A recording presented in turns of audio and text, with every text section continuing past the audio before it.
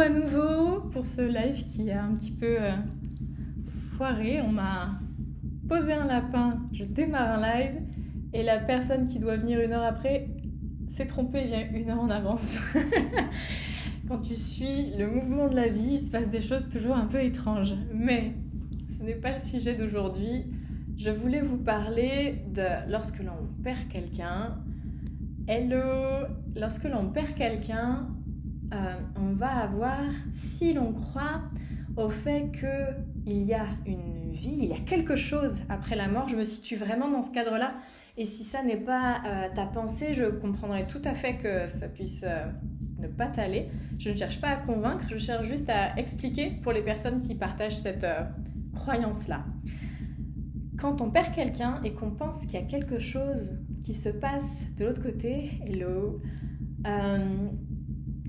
on peut assez naturellement avoir envie comme de maintenir le lien, bien sûr, et donc de communiquer avec. Et communiquer avec, ça peut prendre différentes formes selon qui on est. Ça peut être de parler comme je parle là, voilà, comme si la personne était encore là. Pour certains, ça va être d'aller au cimetière et de raconter les choses, demander comment ça va et tout ça.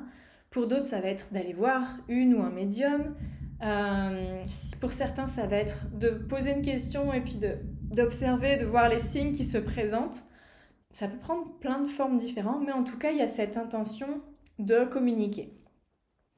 Et dans cette intention de communiquer, souvent, c'est parce que on a envie de rester en contact, parce que c'est très douloureux quand on perd quelqu'un. Coucou!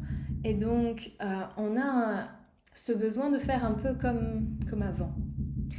Et je vois beaucoup de choses qui se passent qui ne sont pas pour rendre service à l'autre côté. Et ça vient tout simplement du fait qu'on ne connaît pas. De toute façon, tout ce que je dis, c'est ce qui pour moi fait le plus sens, mais je ne suis pas en train de soutenir que c'est la vérité, puisque c'est pour n'importe quelle science, c'est très difficilement prouvable de savoir ce qui se passe quand on va de l'autre côté.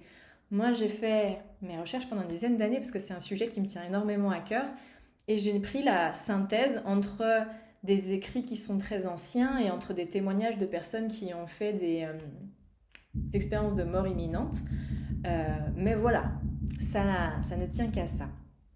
Et de la compréhension que j'en ai et des ressentis que j'en ai, puisque j'ai aussi cette capacité d'aller communiquer avec ceux qui sont de l'autre côté, de pouvoir les accompagner. Ça n'est pas facile, leur faciliter la tâche que de s'accrocher à eux. Ce qui se passe, et ça c'est vraiment le point de vue des Tibétains, mais dans le ressenti c'est clairement ça, pendant le premier mois, donc pendant à peu près 30 jours, la personne qui vient de quitter son corps reste encore très proche de sa famille, de son corps, de son identité. Et on peut assez facilement la sentir. J'ai beaucoup de retours de personnes qui disent j'ai l'impression qu'il y avait quelqu'un derrière mon dos, je me suis retournée et personne. C'est comme si c'était vraiment palpable. Il manque juste le corps, le visuel, mais la présence est là. C'est souvent un moment où il se passe un peu plein de trucs bizarres dans la maison. C'est son temps à elle, à la personne de faire un peu ses valises, de faire ses adieux et peut-être de se rendre compte aussi de cette nouvelle phase de vie qui l'attend. Et je parle de vie puisque pour moi, ce qui est opposé à la mort, c'est la naissance. C'est-à-dire, c'est la naissance du corps, c'est la mort du corps. La vie, c'est ce qui traverse avant, pendant et après. Et donc, lorsque la personne a atteint cette phase des 30 jours, elle commence petit à petit, son cheminement vers sa nouvelle vie, l'au-delà, ce qu'elle a besoin de penser comme plaît, ses aspirations, son évolution. Il y a plein de différentes choses qui peuvent se passer un peu comme dans notre vie, quoi. On a envie d'avoir tel métier, on a envie de construire telle chose, de rencontrer telle personne, mais voilà, il se passe des choses de l'autre côté. Et ce qu'on a assez peu à l'esprit, c'est qu'en fait, pendant ce temps-là, que la personne est probablement dans la lumière, est en train de vivre des choses où tout est plus vaste, tout est plus grand et redécouvre ce nouvel espace. Nous, on est là avec le manque, avec la tristesse, avec les projets qui n'ont pas pu aboutir. Et c'est hyper dur parce que, à quel autre moment dans la vie, en fait, les choses ont été aussi définitives. Je veux dire, même quand on se sépare de quelqu'un dans son rupture amoureuse, on a toujours le temps de faire notre deuil et l'espoir de se remettre avec. Là, c'est très dur, je trouve, pour nous humains, parce que des fois même on se raconte que peut-être la personne va ressusciter ou quoi, mais il y a assez peu d'espoir. Et ça, c'est tellement cru qu'on a beaucoup de mal à accepter. Et donc, on va aller chercher la personne, dire viens me dire dans mes rêves, protège-moi, aide-moi, là c'est trop difficile, aide-moi. Et parfois pour des choses dans le sens tu me manques, mais des fois pour des choses très matérielles, ils veulent vendre la maison où j'habite, aide-moi et tout ça. Et en fait, on est, et combien je le comprends, mais on est égocentré à cet endroit-là. On pense qu'à nous. On ne pense pas au fait qu'en fait la personne, quand on fait ça, on l'appelle et on la retire sur terre dans une vibration qui pour elle est hyper dense, lente, presque douloureuse. Et ok, eux, de leur plein gré, des fois c'est juste de venir nous faire des coucous. Et souvent on va leur dire, on va les autoriser ou pas, disons selon leur chemin. S'ils ont tendance à être un peu trop fragiles, on va pas spécialement favoriser le fait de les faire redescendre en fait. Et donc nous quand on est là, qu'on appelle, et encore plus fortement, et je dis ça vraiment, je respecte complètement le fait d'aller au cimetière, mais lorsque l'on va sur une tombe quotidiennement, chaque semaine, au plus on y va souvent et qu'on parle à la pierre et qu'on parle au corps qui était là, c'est comme enfermer la personne à cet endroit-là. Alors que la personne, elle n'est pas que son corps, elle est son âme. Et son âme, elle continue une sorte de vie qui n'est pas ce qu'on connaît ici. Et cette âme, elle a encore cette capacité d'amour, d'humour aussi. Elle a plein de caractéristiques qui sont encore là, mais elle n'a plus le corps. Et nous, on est en train de parler un peu comme à ses habits en fait, si on était sur Terre. La comparaison, c'est ça. Moi, j'ai posé mon pull là, je suis pas là, et tu parles à mon pull, tu parles à mon pull, tu parles à mon pull, et je suis pas là. Et c'est pareil pour la personne qui nous a quittés. Elle n'est pas dans le cercueil. Et en fait, de tous les jours, aller lui parler, et avec notre intention, avec nos pensées, de dire elle est là, je lui parle, elle m'entend sous ce caillou-là. Sauf que, du coup, c'est comme si tu l'emprisonnes. En fait, tout est à l'endroit où elle est, tout est plus subtil.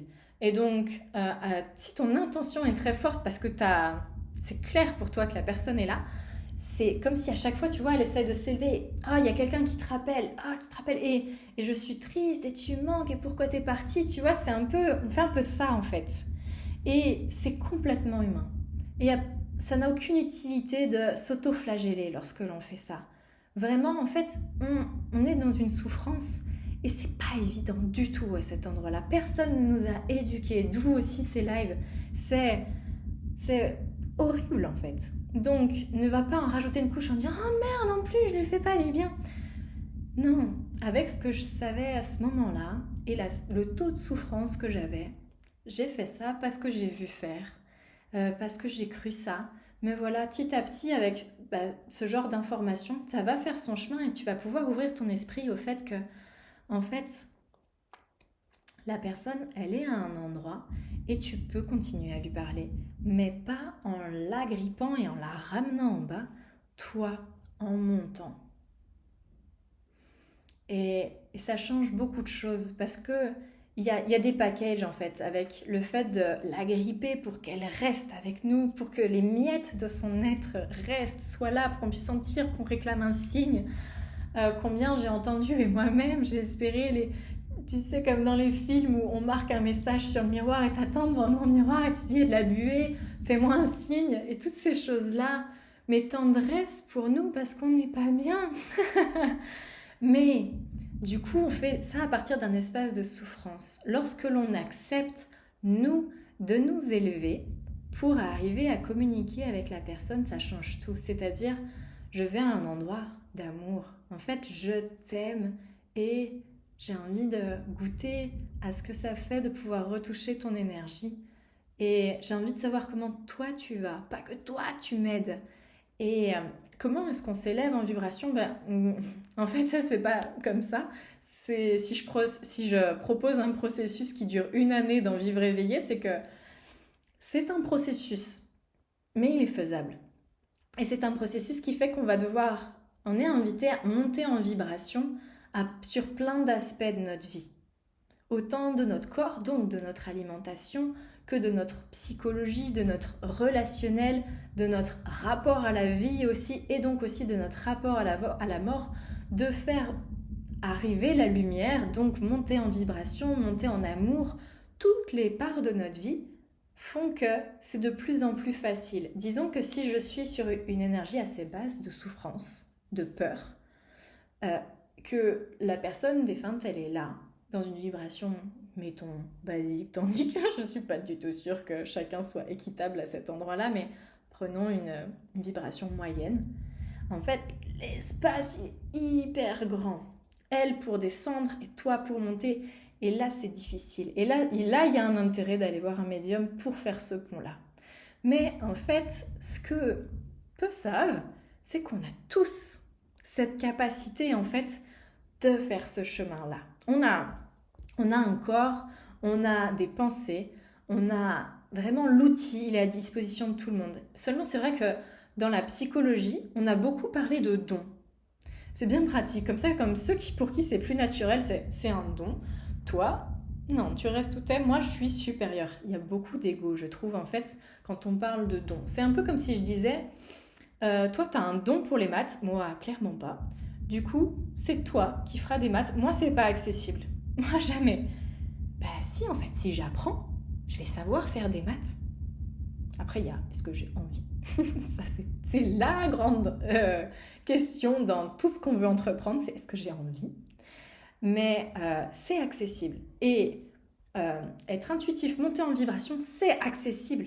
Est-ce que tu as suffisamment envie de motivation? Est-ce que tu veux laisser la place à ça dans ta vie ou pas? Ça, c'est une question auquel tu peux complètement répondre non. Dans ce cas-là, tu délègues ton pouvoir à quelqu'un d'autre pour le faire. Et pareil, moi, je peux déléguer à un comptable, voilà. Je ne me juge pas pour ça. Je ne veux pas avoir toutes les compétences. Mais si tu te sens appelé, si tu as vraiment envie d'avoir... Enfin, moi, je trouve génial d'avoir juste à... par cette posture, juste je me tiens plus droite, je m'aligne. C'est accessible à de demander des choses en haut. Enfin, c'est ouf, non? Et ça, c'est possible pour tout un chacun.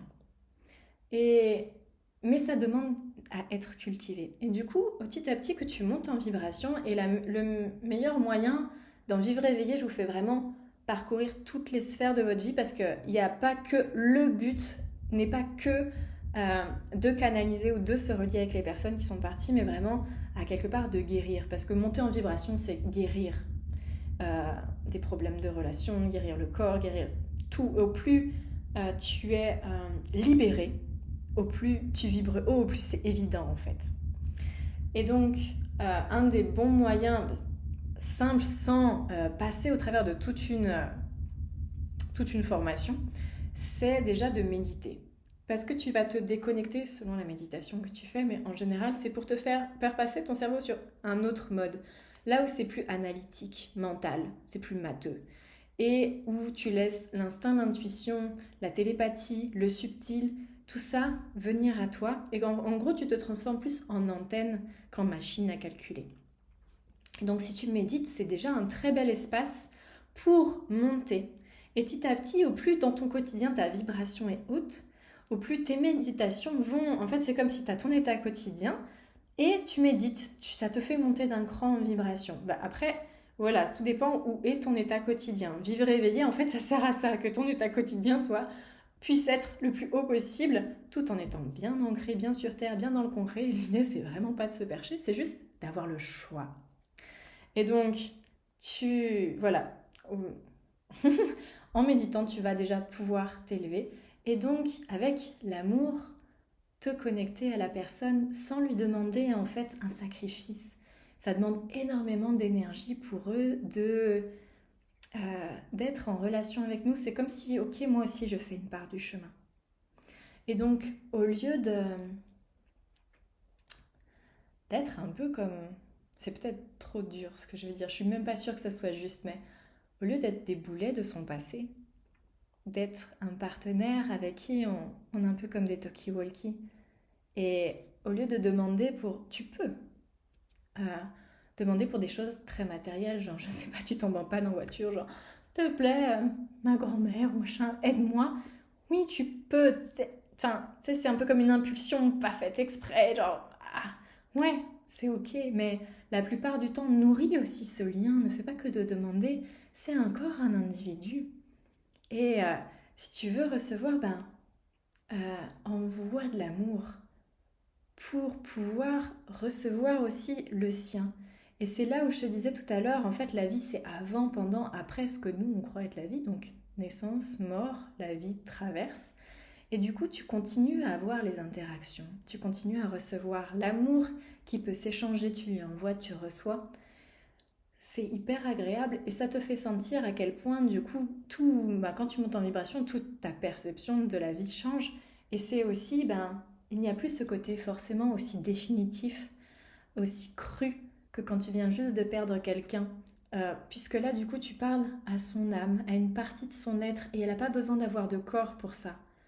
En gros, c'est tant que tu souffres, tu réclames, tu es sur le manque.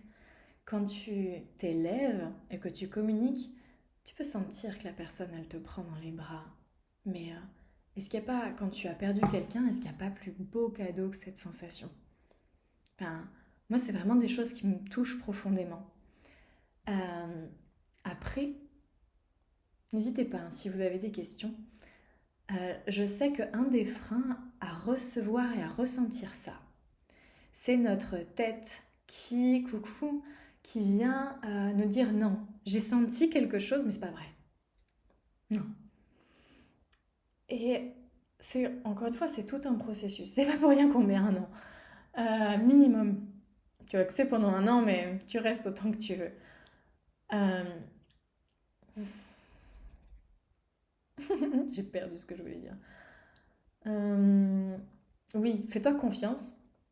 Parce qu'en fait, on part d'un endroit qui est mental, qui se calcule, qui est analytique. Et là, tu vas sur un endroit où tout ça n'existe pas. La logique telle que tu la connais n'existe pas. Donc c'est normal que ta tête, elle dise non, ça fait pas partie de sa zone de capacité de connu. Mais si tu veux arriver à basculer dans ce monde-là, il faut arriver à lâcher le c'est peut-être pas vrai. Ben oui. Tu vois, moi je suis pas en train d'affirmer que c'est ça, en train de vouloir convaincre, juste je suis en train de dire les gars, j'ai trouvé un passage, il est super cool, ceux qui veulent le prendre, c'est par là. Et il n'y a pas, voilà, c'est en gros, tu veux prétendre à cet endroit d'intuition, de communication subtile, lâche, fais-toi confiance. C'est euh, c'est à la fois merveilleux, mais il faut un peu avoir du culot.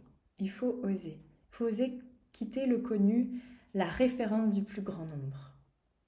Donc voilà pour le message que je voulais passer aujourd'hui. Je suis disponible si vous avez des questions sur le sujet, car l'idée pour moi c'était vraiment de partager et surtout d'aider. Donc allez-y. Sinon, je vous laisserai sur cette vidéo